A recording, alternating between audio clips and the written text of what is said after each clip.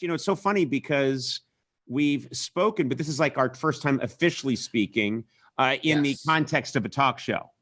Yes. In fact, I'm fairly certain I have a photo with you backstage at the Book of Mormon. Yes. Because my co-star Josh Gad always knew every celebrity that was coming to the show. Really? Very on top of it. Yeah. And he would tell us all, like, guess who's here? Guess who's here?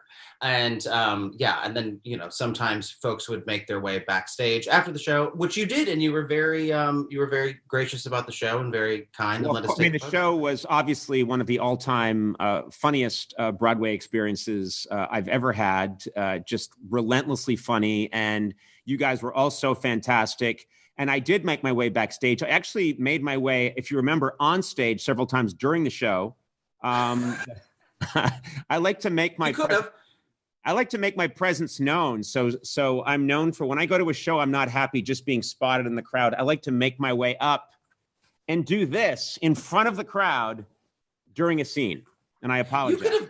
You would have fit into that show very easily. I think you could have been a missionary. I very much have that uptight missionary vibe. And we've got the same hair. That's right. We've got, what are you doing with your hair? Mine is a combination of bathroom caulking and helium. What do you have in your hair? This is a little like lift powder and just regret and mild depression.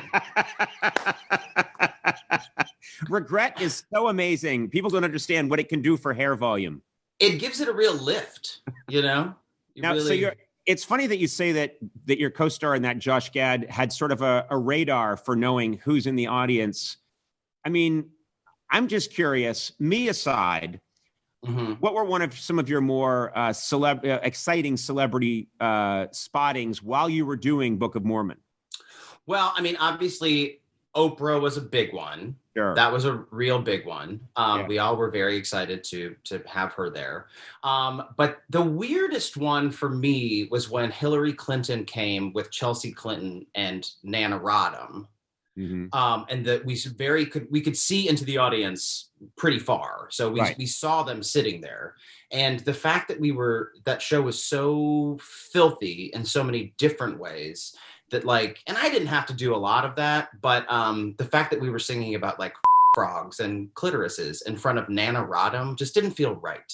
Yeah, I would think, I don't know about, usually I'm performing for an audience that's come to see a TV show. And then occasionally there's been, for some reason, someone famous in the crowd. And I haven't liked that. I don't like that. I get in my head. Yeah. I think performing for a Hillary Clinton or an Oprah would be difficult. Like you'd keep stopping and thinking, that's Oprah. And here I am. I got to stay in character. Do you know what I mean? Yeah, I didn't really have, I'm not saying that I'm not professional, because I am professional, but I would look directly into the audience sometimes and be like, there they are. There's the person. Because I would have a few moments that I knew I could get away with it, but it was not like, I remember when like James Franco was there and James Franco was sitting in the audience and I was just staring at James Franco to the degree in which he winked at me. And then I winked back.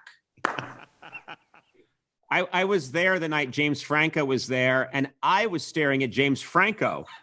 He was staring at you, and then I winked at James Franco, and he winked at me, and then at you. So it was like we all just passed it around. That seems right. I'm sorry. Right. That's exactly what happened. It's okay. It's okay. It was a long time ago.